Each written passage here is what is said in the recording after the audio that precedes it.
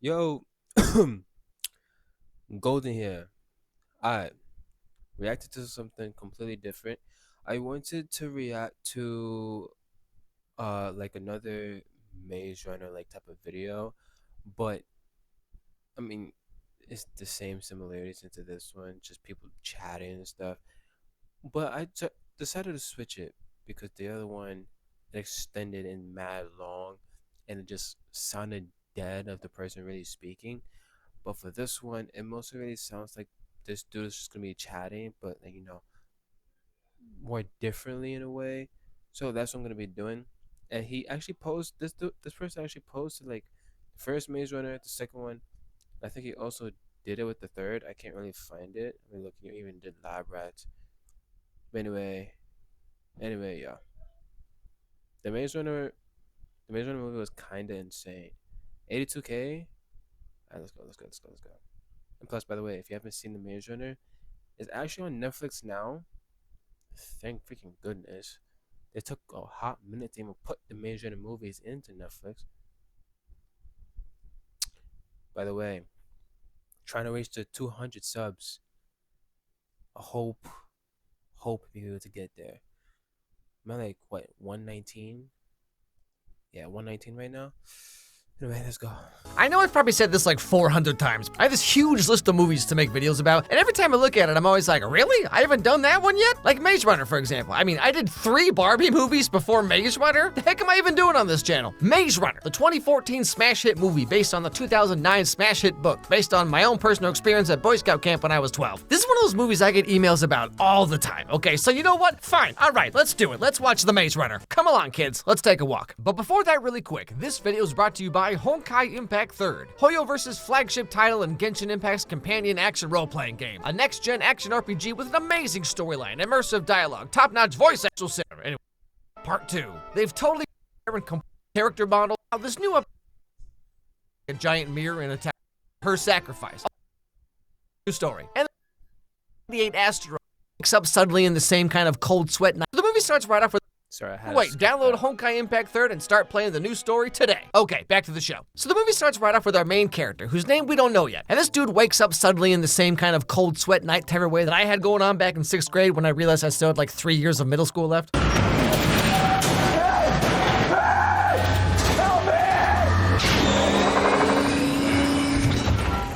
I'm in. Hey, go get him.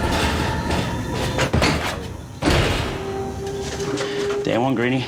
You know, has anyone had a bigger glow up than Will Poulter? Like, this dude proves that any guy can be at least like a 7 if you get a good haircut, you know what I mean? Now, as you might imagine, our main character guy is a little confused and stressed out because the first thing they do is just throw him in bamboo jail. I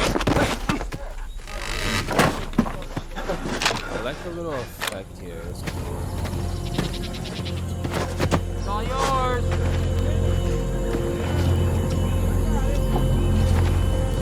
Oh yeah, sure, I'll definitely hold him. Yep, there's no way this dude and all 7% of his body fat couldn't get his way through this door. So after a little bit of sitting there freaking out, the guy in charge shows up. His name is Albie. And he starts to talk to our little dude here about what even is anything right now. My name is Albie. Can you tell me your name? I can't remember anything. Hey, relax. It happens to us all. You get your name back in a day or two. It's the one thing they let us keep. Well, they also let you keep all your hot guy Henley shirts apparently too. So, like seriously, I'm telling you, any guy, I don't care who you are, you hit the gym, you get a good haircut and get like 4 of these kind of shirts, you're set for life. Also, you know none of these dudes have changed their underwear since they got here, okay? Like, this has gotta be the rankest place of all time. Right up there next to the camp from Holes. Cause you know these dudes had a whole lot of funky something going on. Now, a little while later, after like his 4th panic attack, our 2010s dark-haired hot guy main character, which was just all the rage back then, he gets a brief little tour of this camp place they're in, and we learn that every month, this metal elevator comes up from the ground. It gives them supplies and food and stuff, but also every month, one new boy gets sent to the camp. Like this guy, Newt. To us, the box is sent them once a month with fresh supplies and a new greenie. Sent up by who, though? Who put us here? Yeah, that we don't know. Are you alright, Albie? Green Bean, meet Newt. When I'm not around, he's in charge. Well, it's a good thing you're always around then. Listen, that was some dash you made earlier. I love how there's like just one random British kid. You know, like, are you here on some kind of visa or something? What's going on? I can't tell if this dude is 14 or 24. You know what I mean? Dermatologists hate this one weird trick. And then after this, he gets taken to meet the best character in the whole movie, Chuck. We wake up in the box. Ali gives us the tour. Then here we are. Don't worry. You're already doing better than I did.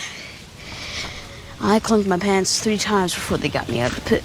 You what? But you know, like, this place being all boys all the time would just be like the worst thing I could ever imagine. It's like my old Boy Scout days of going to scout camp and then you spend the entire week sleeping with one eye open, just in case the older boys try to murder you for no reason. Well, you know, boys will be boys. And then it's just them setting a 12-year-old on fire. Now, the other important thing here is this giant wall all around the camp that leads to a huge maze that no one is allowed to enter, apparently.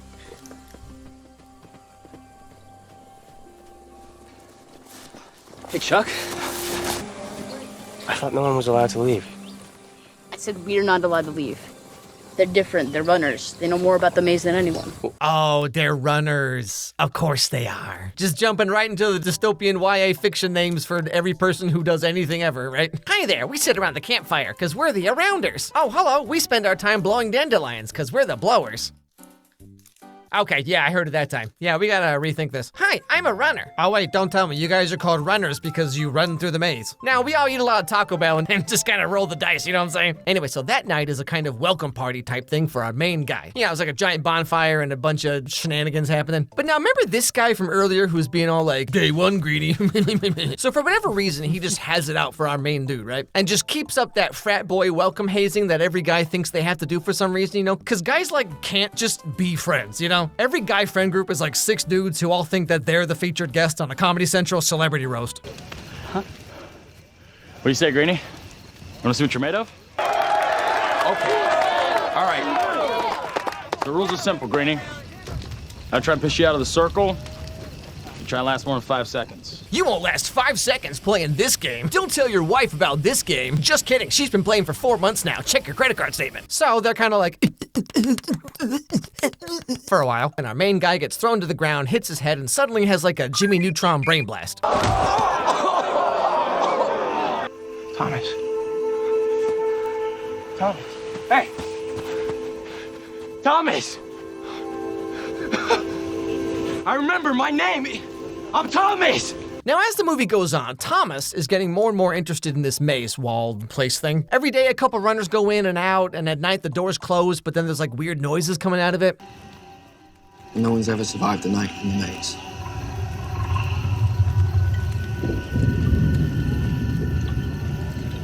What happens to them? Well, we call them grievers. Oh, yeah, of course. Of course you call them grievers. Why wouldn't you? So eventually the movie finally gets going somewhere when Albie and this guy, Minho, go running into the maze. And long story short, they aren't gonna make it out before the door closes because Albie got hurt somehow. Idiot.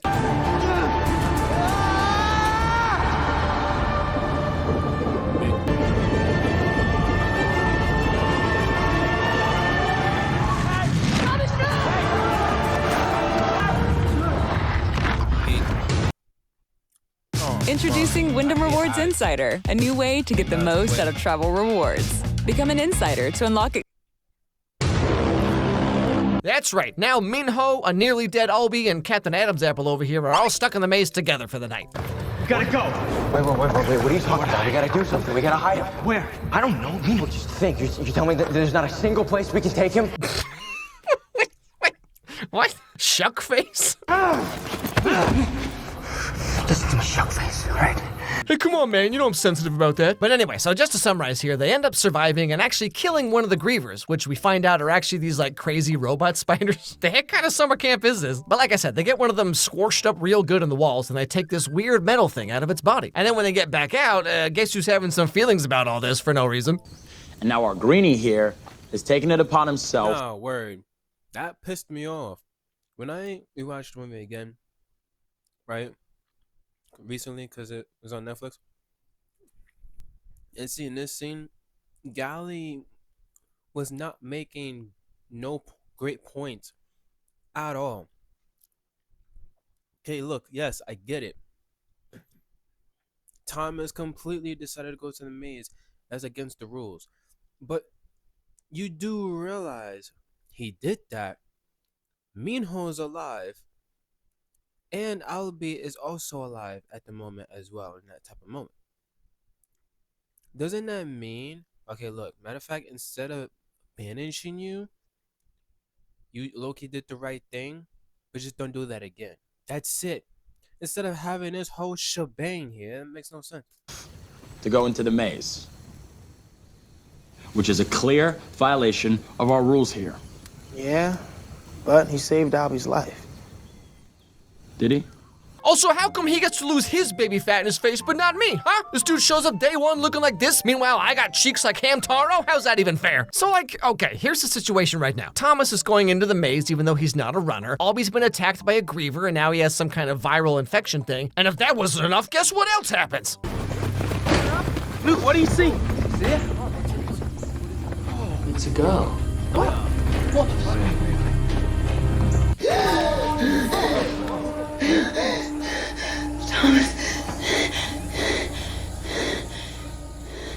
Oh man, this girl has no idea what she's walking into. This place smells worse than any Magic the Gathering tournament and just like 30 dudes being like, where's my hug? Like 4 times a day. Anyway, so she comes up in the box and promptly passes out. But when she wakes up, somehow she ends up on top of this watchtower thing, freaking out, as you might expect. Leave me alone! Hey! Throw one more of those things! Go away! Come on, please! What happened? Just duck! I don't think she likes us very much. What do you want from Hey, me? look, we just want to talk. I'm warning you! Oh, take cover, y'all. Take. I just love how she brings the entire camp to their knees in fear by like throwing apples and cheese at them. Like, what is happening right now? So this girl's named Teresa, and she kind of sort of knows Thomas, but like not really because her memory's gone, right? But she has these 2 vials in her pocket, and they decide to use one of them on Albie because he's gonna die anyway, so why not? And then what do you know? He wakes up totally fine, except just kidding, no he's not. Can't leave. They won't let us. What are you talking about? I remember. You. You're always their favorite, Thomas. Why did you do this? Why did you come here? Wow. Mystery. And while this is all happening, Thomas is made an official runner, which means he finally gets to know the truth about the maze. Yes, sir. It's the maze. All of it. There's nothing left to map. I've run every inch of it myself. Every cycle, every pattern. If there was a way out, we would have found it by now. Yeah, so turns out they've already mapped the whole maze and there's no exit they can find. But they've been lying about this to everyone at camp to avoid some kind of like mass panic, you know what I mean? However, the thing they pulled out of the griever has a big 7 on it, so they decide to head back into the maze and go to section 7 to see if they can find anything, which they do, if you can believe that.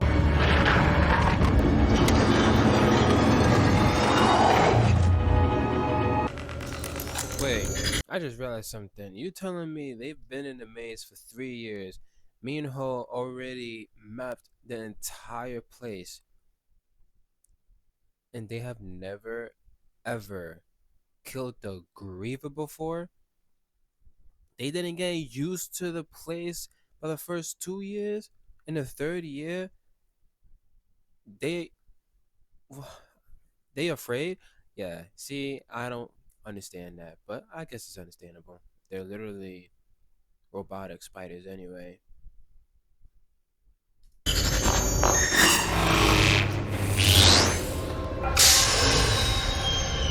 What the hell was that? Now, right that moment, this alarm starts going off and everything gets all crazy. Like the floor starts opening up, the walls are spinning around, and this will definitely be important later, okay? So just keep all this in the back of your head, right next to that thing that girl used to make fun of you for, and now you've been insecure about it for like 10 years. Now, when they get back to camp, though, things get even more weird because all the doors to the maze open up and stay open during the night, which means the grievers come out and attack the camp, which is kind of a bummer. What's going on? They're here. Grievers?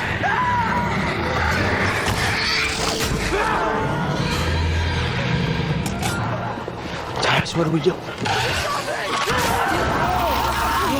Oh, hey, don't worry, guys. You're all gonna be fine. Trust me, the grievers only attack ugly characters, apparently. Except Albie, though. He's gone. Thomas, get them up.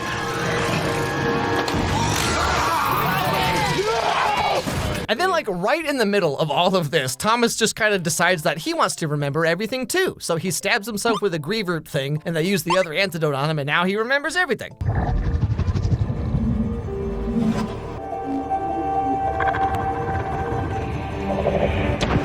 Teresa. Why are we doing this? Excellent, Thomas. Come with me. Thomas, wicked is good. So, the story goes that Thomas and Teresa were part of this company that had been experimenting on kids. Except these two were part of the company itself, so... You know what's even more hilarious about that? You know how Thomas was basically the chosen one out of the whole place? Literally. And by the third movie, he basically became the cure because he cured Brenda. So it makes you think that if his blood cured Brenda, why in the world Wicked or Teresa, back at the time when he was even at the labs, never understood Thomas's blood or never tested it? Don't you think? Because if you really think about it, if they're so smart, if Wicked is so smart, don't you think that they would test their own blood to try to see if they are the cure, right? Because if they would have tested Thomas's blood and figured out that they figured out he was the cure, they would have never put him in the maze. The whole maze stuff would have been done by now. You know what I mean? Like, I just peeped that out, even though I'm watching this video. It's kind of weird that they would be here in this camp with the other kids, since the camp is like part of the testing that they're doing. So after surviving the night, somehow, Thomas, Teresa, and all the important characters, except this guy, they all team up to go back into the maze and back to that place that we saw earlier, remember that? Once we're through, it'll activate and the door will open. And we stay close, we stick together, we get through this. We get out now, or we die trying. Hey, I don't think we need that last part there, Thomas. Either we'll succeed or we'll be horribly ripped apart by giant spiders, so come on, kids, let's go. Anyway, so they finally get all the way back to that place, like I said, except everything's fine now. The floor is like normal and the door just opens right up, no problem. So like, what the heck was this then? Did Thomas just like not have enough friendship the first time? But hey, whatever. Anyway, so they fight off some grievers, they all get through the sphincter of friendship, and that's when things start getting really weird.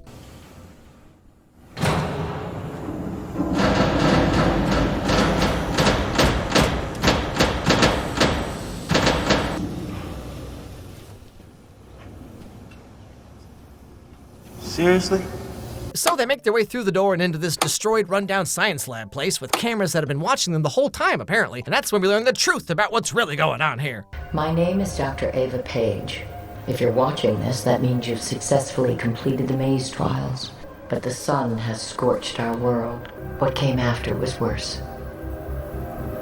We called it the flare. And you know what's really funny about this movie, well, movies, is the fact that a lot of people were very interested into actually diving into the Maze Runner.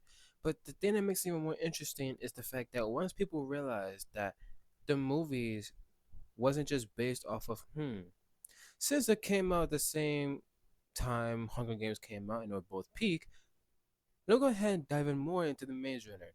They realized, wait a minute, you telling me this entire time it was basically based off of a zombie movie? Yeah, I hate it now. Which is low-key stupid to me, not gonna lie.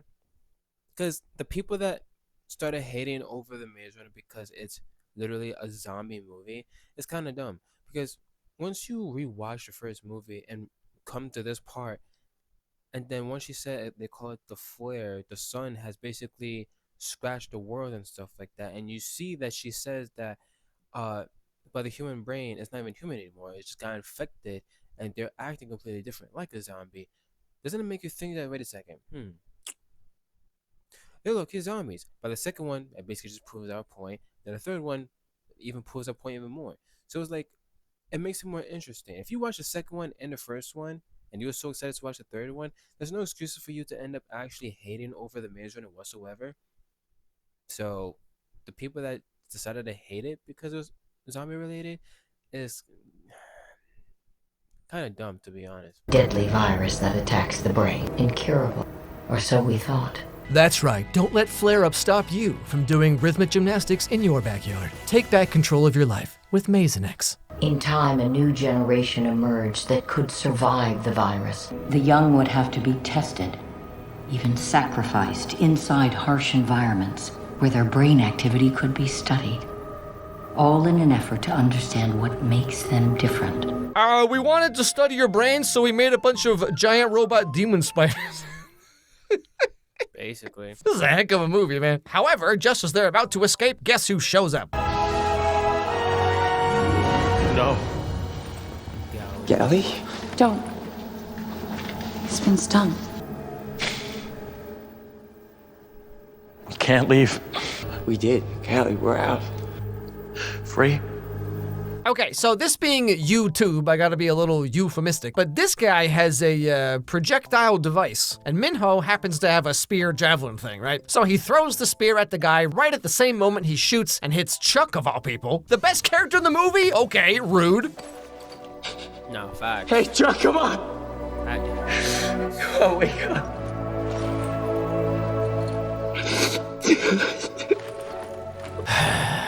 This is like when the dog dies at the end of a movie, you know? Like, why you gotta be like this? And then they get saved, question mark, by some mysterious ski mask people and put on a helicopter, and it seems like everything is finally over, except there's like 2 more of these movies, so it's probably not. I wasn't expecting so many survivors, but the more the merrier. Thomas continues to surprise and impress. And for now, they seem to have taken the bait. It's time now to begin phase 2. And that's where the first Maze Runner movie comes to an end. You know, as corny and cheesy as most of them were, there really was something with these like 2010s dystopian movies, you know? Every studio greenlit like 5 of these all at the same time. But like, what a time that was, you know? I kind of miss those days. Hey everybody, thanks for watching this video. If you liked it, please watch another one, because that's how the algorithm works. So click on this one that's being recommended to you right now, right here on the screen. It actually helps a lot if you do that, because like that's how YouTube knows that Well, anyway. I mean, that is just to sum it all, like from the first movie. But before I end this video off here, I just want to say something real quick. Which movie did you actually like out of the 3 movies? Which one did you actually like the most? I actually personally like the second one the most. It's more of like a outgoing situation. They're outside instead of just being inside the entire time, and seeing like how the world is and mesmerizing and how crazy it is and how crazy it's gotten, how many years have passed, blah blah blah blah blah. And it's just a whole lot going on from beginning to end by the second movie. The first and the third one is basically just basic knowledge. It's like the first one, you're in the maze, look for a way out and escape. The third one, find me at home, you find him, you dip away. You know what I mean? So it's just very simple knowledge into how the movie's gonna end up being. But by the second one, it's not really like that. It's like a shocking type of thing. It's like a what's gonna happen next, you know? So that's how I really seen it, and it was honestly really good. But I still like these 3 movies. Definitely my top tier, like favorite movies. I'm gonna try to look for something like this about Gran Turismo because I honestly love Gran Turismo. Even like especially F1 as well. Amazing top tier 2 movies from 2023. Gran Turismo, I think it was published, and 2025 F1. But yeah. Anyway, and like I said, let me know which of the 3 movies you actually like the most, and I'm probably gonna do other reactions like this or other different reactions or whatever. I am gonna react to more like Isaac and Andrea as well, but trying to switch it up and stuff. But trying to reach the 200 subs. Right now I'm at 119, close to 120, but that is my goal. And anyway, I hope you guys enjoyed. Let me exit this out. Anyway, I hope you guys enjoyed, and yeah, see you next time. Peace, bro.